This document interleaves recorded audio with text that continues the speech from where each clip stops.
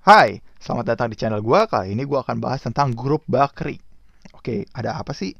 Kenapa gua ngambil tema ini? Jadi, kemarin tuh gua kepikiran, ada apa ya sama lumpur lapindo? Apa kabar lumpur lapindo? Terus gua cek-cek, cari tahu gitu kan. Jadi, gua belajarin dulu sejarahnya lapindo itu. Nah, lapindo ini, kalau buat yang nggak tahu, ini adalah perusahaan tambang minyak lah. Berdiri dari tahun 1996.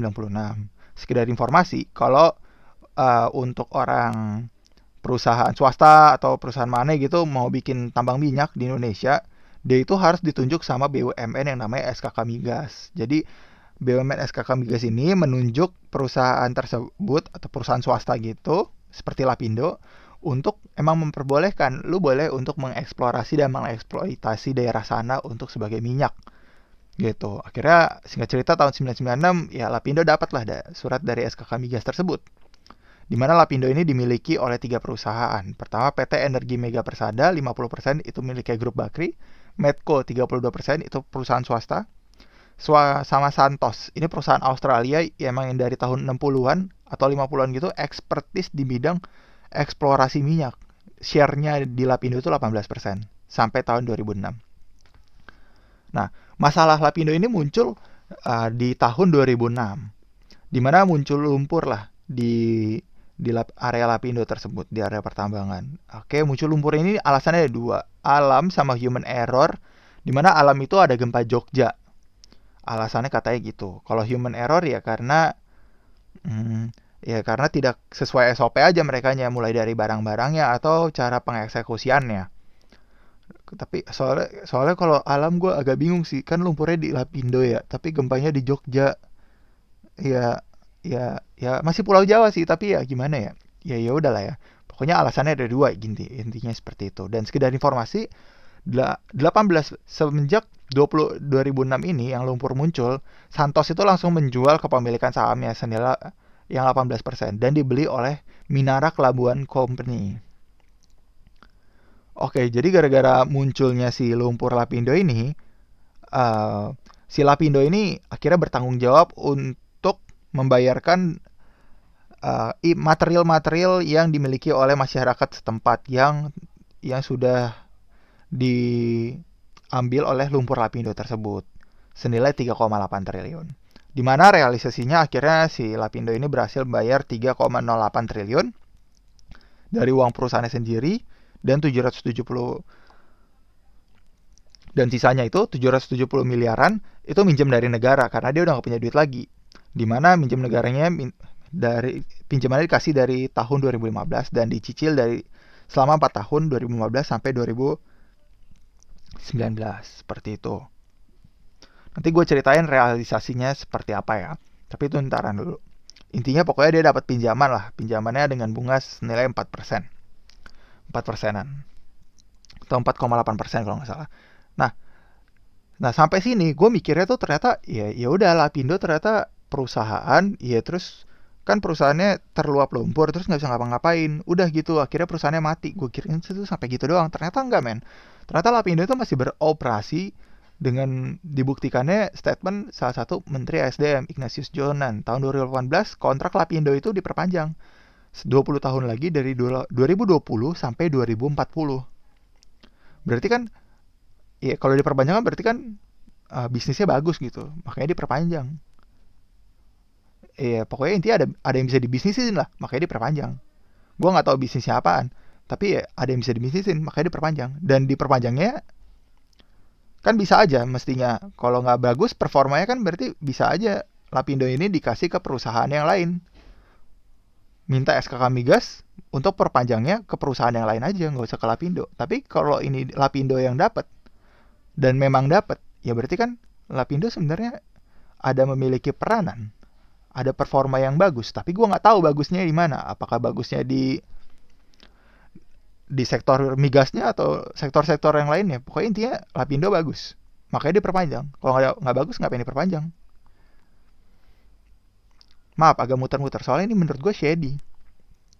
Oke, kita lanjut lagi. Nah, ternyata dari uang cicilan yang dikasih 770 miliar selama 4 tahun, dari 2015 sampai 2019, Lapindo ini baru nyicil senilai 5 miliar doang. Sisanya Lapindo bilang, kan Lapindo nih dikasih pinjaman nih sama negara, uang. Nah, Lapindo baru cicil 5 miliar. Nah, terus Lapindo bilang ke negara, lu kan punya utang sama gue juga. Negara maksudnya. Negara kan punya utang sama Lapindo senilai 1,9 triliun. Ya udah kalau kayak gitu kita selisihin aja. Utang gua diselisihin sama utang elu. Gitu. Nah, akhirnya muncul pro kontra di sini, di mana negara nggak mengakui utangnya, padahal sudah dicek sama BPK sama BPKP, ya emang ada utangnya. Tapi negara tetap kagak mau, ya terus dibilang, lo ya kalau lu nggak mau bayar utang, ya bunga lu sama denda lu akan gue jalanin Lapindo, gitu katanya. Sampai sekarang itu bunganya total dendanya sampai 1,5 triliun utangnya si Lapindo di hadapan negara. Ya, ya agak aneh sih, komunikasinya agak nggak jelas menurut gue di sini. Yang satu ngaku punya utang, yang satu nggak punya utang. Ya masa sebelum lu ngasih utang lu nggak mikir lu punya utang gitu kan, aneh. Masa ya aneh aja negara sebelum ngasih utang 770 miliar nggak mikir dulu, emang gue punya utang ya di Lapindo, apa gue punya utang nggak ya, masa nggak dicek dulu, gimana sih. Oke, kita lanjut aja dulu ke ternyata selain dari utang-utangan tersebut ada dana APBN yang kepake karena diketok sama DPR, yang kan bisa ngasih yang approve anggaran kan tuh anggota DPR ya. Dimana tahun 2006 tahun 2006 itu anggota sampai 2017 mayoritas itu ini masih di bawah naungan pertama presidennya Bapak SBY. Ya, yang kedua mayoritas anggota DPR itu dipegang sama Golkar, baik termasuk pimpinannya. Ya, dan lu perlu ketahui grup Bakri, di mana Abu Rizal Bakri yang dipanggil Ical, dia itu adalah ketua umum Golkar. Dan sebelum ketua umum Golkarnya Abu Rizal Bakri itu adalah Yusuf Kala, di mana zaman itu Yusuf Kala itu sebagai wakil presidennya SBY. Oke, gue kasih politiknya dikit, tapi gue mau ngomongin duitnya. Nah, jadi ada uang cair lah APBN ini turun senilai 5 miliar. Oke, 5 miliarnya ini coba gue cari tahu dulu ya. Nah, ini berdasarkan data dari CNBC Indonesia. Oke, jadi utangnya APBN cair untuk Lapindo 5,3 miliar. Terus 2007 berubah, ada APBN lagi 500 miliar. 2008 1 T, 2009 1 T, 2010 1 T, 2011 1 T, 2012 1,5 T, 2013 2 T, 2014 700 miliar, 2015 800 miliar, 2016 450 miliar, 2017 448 miliar. Ingat, yang dipinjam sama Lapindo 770 miliaran itu berbeda dengan anggaran APBN.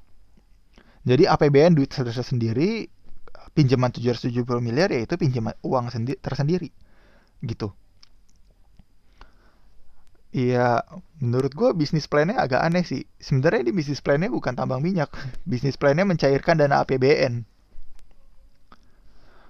Oke, jadi nilai total yang dicairin sama DPR itu senilai 11,27 triliun sampai 2017. Gua nggak tahu kalau 2018, 19, 20 tuh kayak gimana, nggak tahu. Tapi sampai 2017 itu ada uang 11,27 T yang cair. Oke, nah terlepas dari data tersebut, yang mau gue garis bawahi adalah, ya ini kan ada statement di mana gue mikir kan ini lumpurnya dikasih kemana ya, dibuang kemana ya. Terus ada statement dibilang gini, ini berdasarkan VOA Indonesia, semenjak semburan tersebut pemerintah Indonesia telah mengeruk lumpur panas tersebut dan mengalirkannya ke sungai dan akhirnya menuju laut, sehingga merusak ekosistem laut dan mencemari air. Wow, gue nggak tahu ya, setahu lu kan, bentar, ini gue nggak ngerti logiknya lagi sama eksekusi di sini. Jadi lo perusahaan tambang, setahu gue tuh kalau perusahaan tambang itu baik S1-nya aja itu diajarin bahwa ya kalau lo menambang ini ada limbahnya. Ini limbahnya harus lo olah dan dibuang secara hati-hati agar tidak mencemari lingkungan. Karena kalau lingkungan tercemar, orangnya pada mati. Intinya seperti itu. Ya tapi kalau konteksnya ini baik limbah sama isi-isinya dibuang ke laut, ya matilah orang-orangnya. Nah, dan hal ini juga dibuktikan dengan ini dibuktikan dengan adanya kandungan di dalam air gitu ya. PAH, polyaromatic hydrocarbon, sama timbal sama kadmium. Dimana PAH-nya itu kandungannya parah banget men, 8.000 sampai 220.000 kali lipat dari standar normal, dengan timbalnya 40 sampai 60 kali lipat dari normal, kadmiumnya 2 sampai 3 kali lipat dari normal. Ini lebih parah daripada true story-nya film Dark Waters. Dimana film Dark Waters itu tentang pencemaran air juga. Pokoknya tentang pencemaran dari lahan tambang gitu. Dimiliki oleh keluarga Dupont, di mana akhirnya warga-warga dan pekerja-pekerja di area tambang tersebut mati kena kanker. Dan kankernya macam-macam dan sampai turun-turunannya juga. Pokoknya cacat. Dan akhirnya ya Dupont ini ditentukan bersalah, dinyatakan bersalah dan kena denda gitu. Dan eksekusinya ya cukup lama sih, sampai beberapa 10 tahun kalau nggak salah, apa 5 tahun gitu.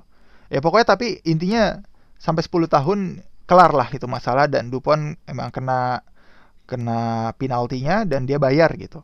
Sedangkan kalau di sini kan masalahnya sudah 15 tahun gitu ya, dan belum ada persidangan yang membawa Bakri Group melalui Lapindo ini untuk dibawa ke persidangan gitu. Belum ada. Dimana dasar persidangannya bisa aja bahwa ini mencemari lingkungan, dimana ada rakyat-rakyat yang selama 15 tahun ini mati kena kanker gara-gara elu. Belum ada. Dan belum ada tuntutan yang mengenai dia dengan denda, belum ada. Ya ini cukup parah sih. Terus gue ngecek-ngecek lagi gitu kan. Uh, Mulai dari kan negara tuh kan kasih pinjaman ya, pinjamannya tuh macam-macam nih, dimana nih gue bahas satu-satu dulu ya. Jadi kan APBN banyak banget ya keluar sampai 11 T gitu ya. Terus ada yang bilang bahwa anggota fraksi DPR bilang, anggota Komisi 11 fraksi Nasdem Joni G Plate mengatakan alokasi dana untuk korban Lapindo sudah dianggarkan sebesar 781 T, sifatnya dana pinjaman gitu. Tapi jadi ini ada anggaran cuma buat, terus ditanyain gitu anggarannya sama MK. MK nanyain anggarannya, ini anggarannya buat apa? Terus dibilang, kenapa harus ngasih, maksud gue kenapa harus ngasih APBN kepada Lapindo gitu. Terus jawaban dasarnya setelah ditanyain MK yang nanya ini, terus jawaban dasarnya tuh gini, dana APBN hanya digunakan bagi pihak tertentu, yaitu Lapindo Berantas Inc. Kan sehingga tidak sesuai dengan pasal UUD 45 lah intinya, di mana APBN itu digunakan sebesar-besarnya untuk kemakmuran rakyat. Terus pemerintah yang diwakili Heru Purnomo dengan Kementerian Keuangan mengatakan, luapan lumpur Lapindo telah berdampak luas terhadap sendi-sendi kehidupan masyarakat, sehingga pemerintah memandang perlu menanggulangi pokoknya ini masalah sosial masyarakat banyak lah. Terlepas dari apa yang menjadi penyebab terjadinya semburan tersebut, ya negara harus bertanggung jawab akan hal tersebut intinya. Ya, tapi kenapa dikasih ke Lapindo gitu? Pertanyaan, kenapa nggak langsung kasih ke masyarakat aja? Kalau lu kasih ke Lapindo, ya mungkin duitnya masih bisa dibisnisin sama dia. Bisa ya. Karena pasal ini menjudge bahwa ya Lapindo kan juga masyarakat ya, jadi gue kasih ke Lapindo kayak gitu intinya. Jadi 11 T-nya gue kasih ke Lapindo karena Lapindo juga masyarakat gitu. Terlepas masyarakat yang lainnya juga masyarakat gitu. Mantap jiwa.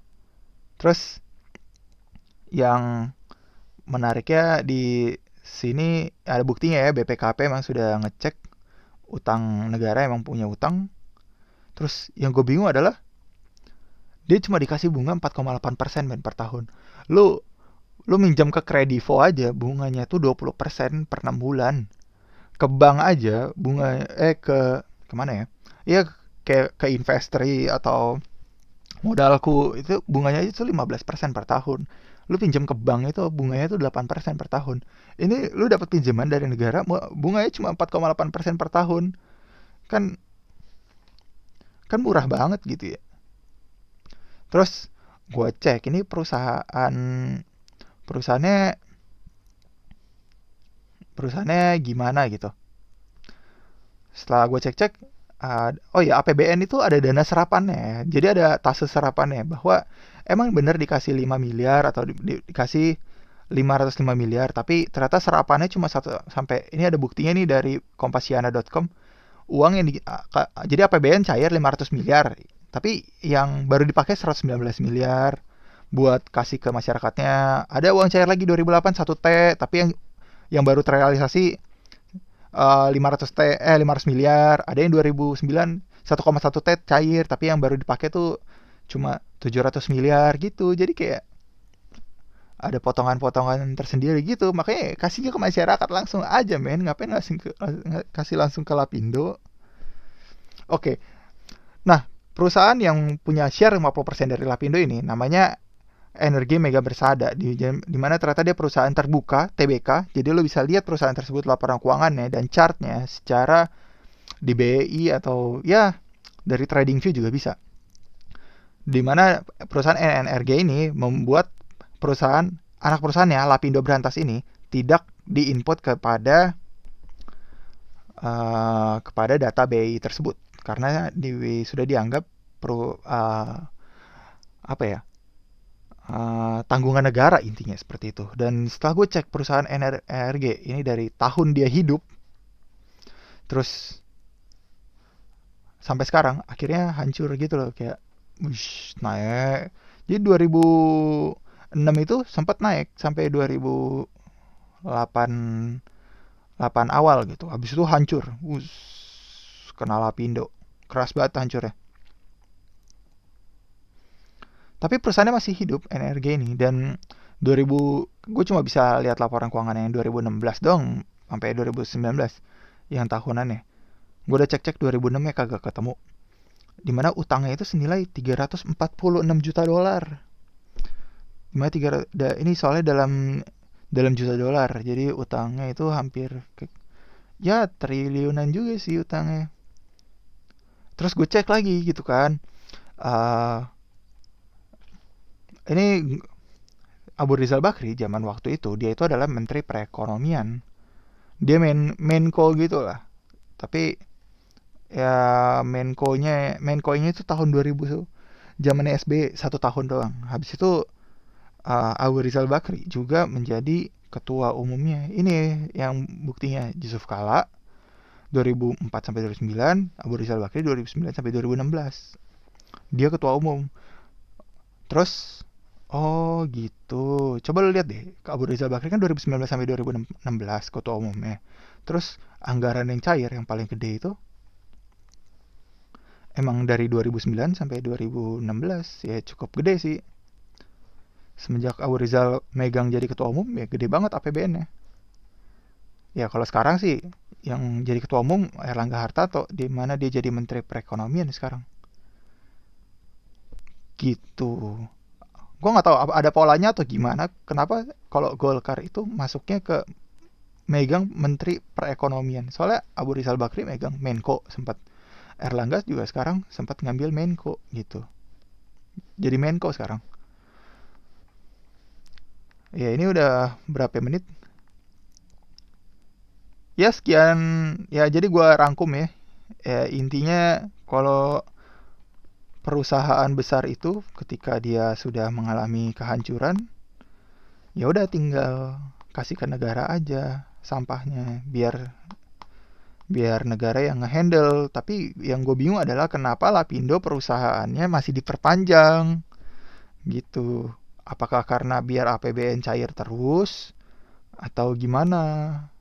Karena ya kalau jelek ya dimatiin aja, ditutup, terus emang murni jadi tanggungan negara. Kalau kayak gini kan jatuhnya setengah-setengah gitu. Punya negara juga enggak, tapi yang bayar negara, tapi itu punyanya si Lapindo perusahaan swasta.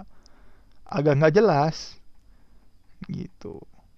Ya Itu aja sih. Dan ingat, ini ada pencemaran lingkungannya. Jadi sampai mungkin sampai 30 tahun kemudian lagi ya rakyat-rakyatnya masih kena kanker daerah-daerah sana. Jadi ya, ya kalau tinggal sana daftar asuransi aja deh, biar kalau kena kanker soal dijamin sama itu asuransi swasta. Soalnya belum ada statement dari negara untuk menjamin orang yang kena kanker gara-gara lapindo itu di cover sama negara. Belum ada. Gitu aja. Stay safe, bro. Dadah.